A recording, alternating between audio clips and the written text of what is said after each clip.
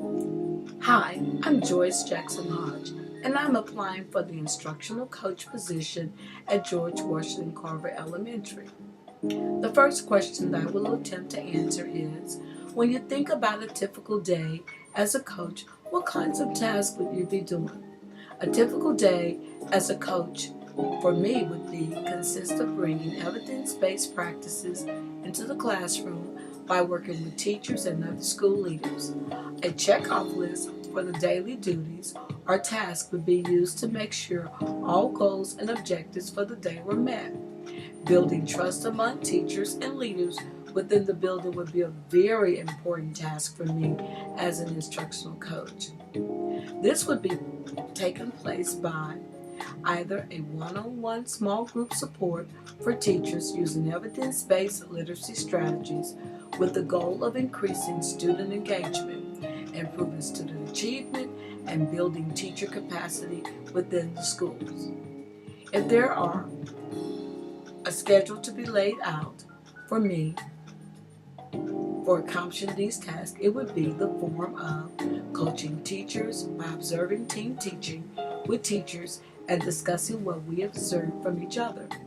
This process starts out with the other teachers and I discussing the lesson plan, going over their learning objectives that they expect the students to accomplish, and starting the beginning of the class with the teacher and students in order to observe what their teaching strategies looks like, as well as team teach with the teacher.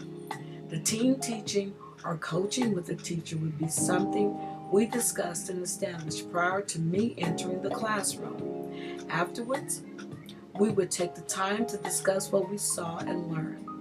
The teacher would have the opportunity to evaluate or discuss the whys and hows of my demonstration, and I would discuss their strengths and weaknesses in the lesson delivery, as well as their whys. We would determine what other strategies or professional development would be needed to assist in obtaining the objectives. All findings would then be reported to the principal. If there's a case where the teacher have Tier 2 and Tier 3 students and she needed extra help and assistance in setting up small groups and determining what to do with the other students while they are working with the small groups, I would demonstrate that strategy. After the demonstration, we would discuss what they saw and what I need to do to ensure they are successful in implementing the procedure. Next, we will work together to make these classroom procedures or implement differentiating teaching strategies are successful. In my mind, I believe in order for the instructional coach to achieve any task, they would need to be a person that teaches a person to fish step by step, rather than give them the fish and just leave them without any assistance. In other words, you don't do it for them, but there are times when you may have to hold their hand and guide them every step of the way. But afterwards, the reward would be very favorable.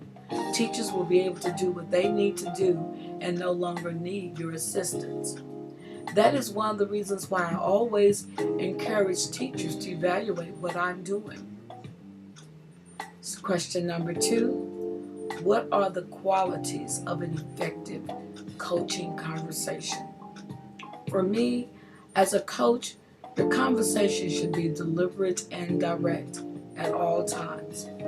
There should be many exemplary examples of best practice strategies that teachers can implement within this conversation. The conversation should be backed up with the data collected so that you can plan to improve and make sure that there are no more mistakes. The conversation should always be delivered with the intent to build up the teacher and assist in gaining more knowledge and skills. It should have many opportunities for the teacher to express their feedback, their concerns, and ideas. An effective coaching conversation benefits all parties involved.